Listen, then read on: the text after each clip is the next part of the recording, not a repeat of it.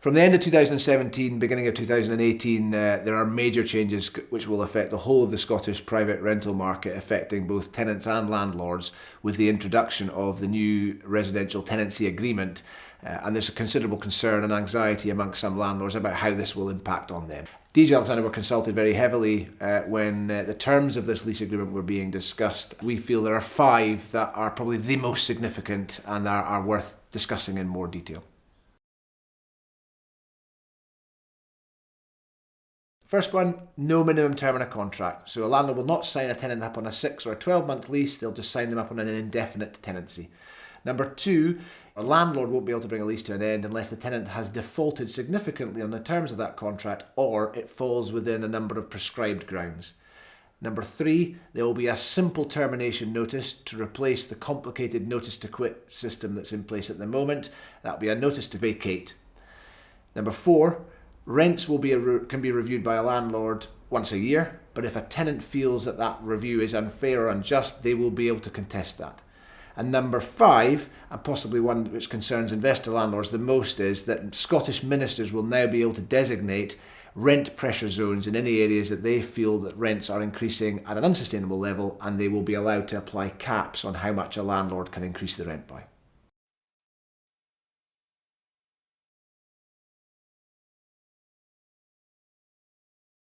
Having no minimum term in a contract means that tenants can be comfortable that if they rent a property, they have absolute flexibility that they can stay for as long a period or a shorter period as they wish.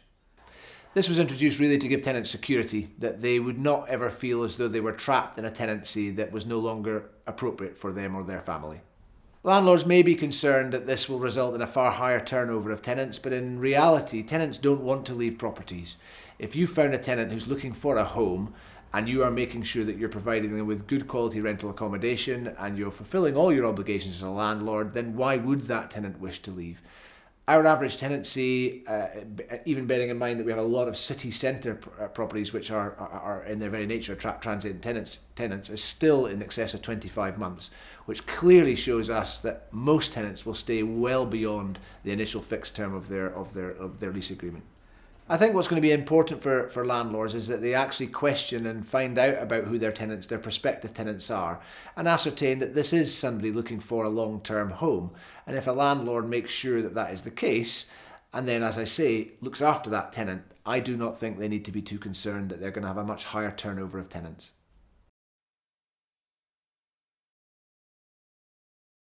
The reason the non-fault ground is being removed from a tenancy agreement is really to protect tenants against landlords who currently can bring their lease to an end because they feel their tenant has become too demanding. And those demands may be legitimate demands, but it empowers the landlord to have the threat over the tenant that if you ask me to make this repair or improve this property, I'm going to ask you to leave. So that it will be brought to an end by the removal of the non-fault ground. However, for landlords who are concerned that they will not be able to recover their property, for all the reasons that you would normally want to bring your property back, there are provisions in the new lease to allow you to do that.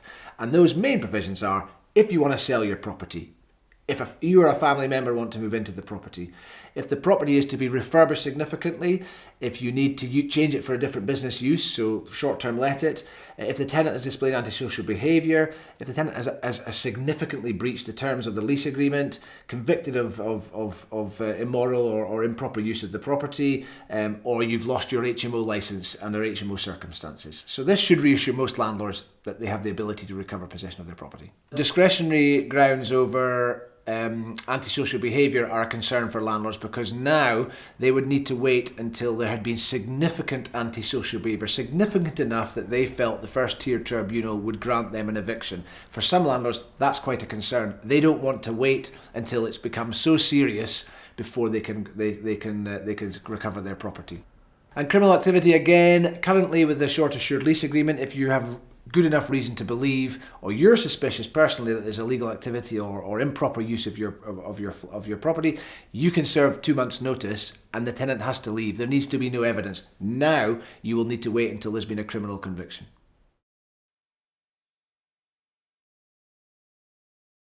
There will be one simple termination notice to replace what is currently a very complicated system of bringing a lease to an end, involving a Section 33 and a notice to quit and an AT6 and serving it on the correct date.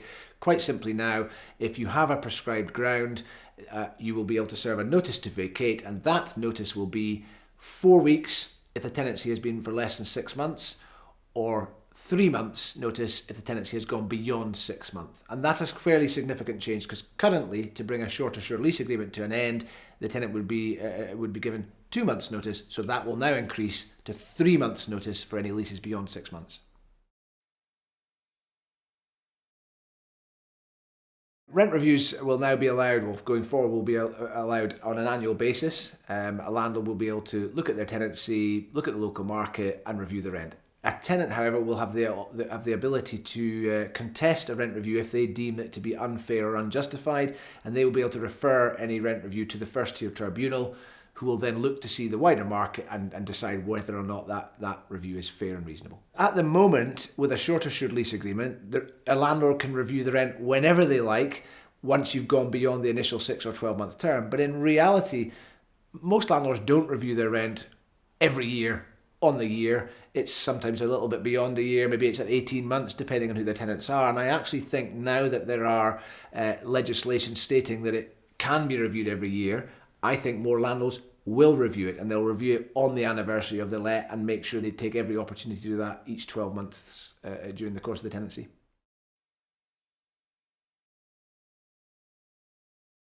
One of the biggest concerns many landlords have, and certainly investor landlords have, is the threat of rent controls being introduced.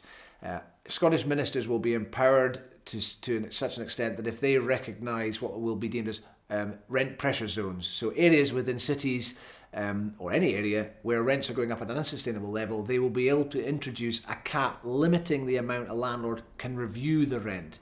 Most importantly, they will not be able to limit how much a landlord can advertise and market their property to rent. So it will only impact existing tenants where the landlord is reviewing the rent for that tenant.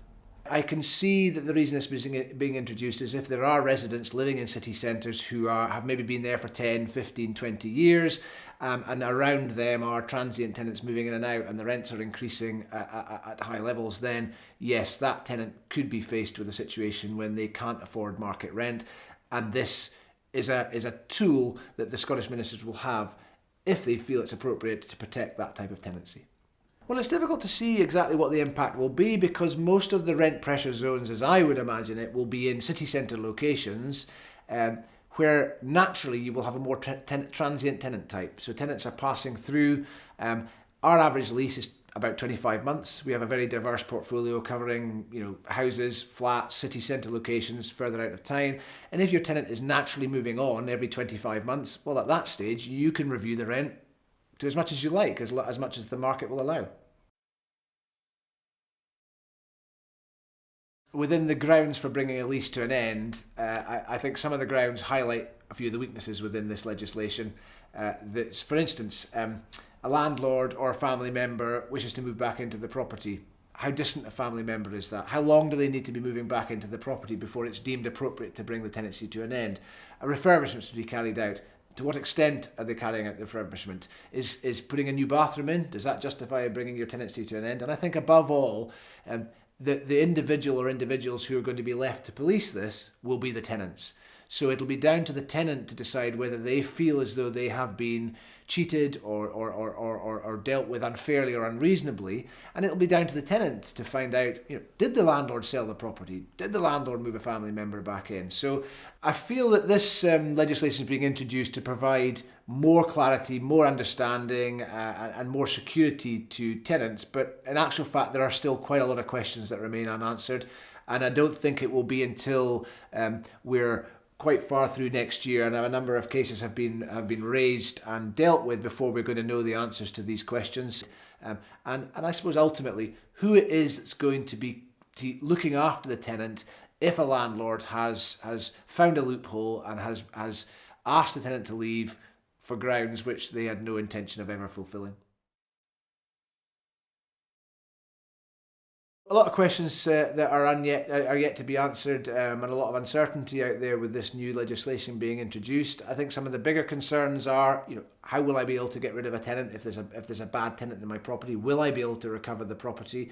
And I understand for a lot of landlords that is a big concern. However, looking at this from a different perspective, the reason this legislation is being introduced is because there's a recognition of the growing number of people who are relying on private rental accommodation as not just a temporary solution, but a permanent housing solution. So as a landlord, you should be reassured that if you have a well-managed, well-run property and you're providing good quality accommodation, there will always be somebody looking to rent that, and hopefully for much longer periods of time, which is, at the end of the day, what we're all looking for, is good quality long-term tenants.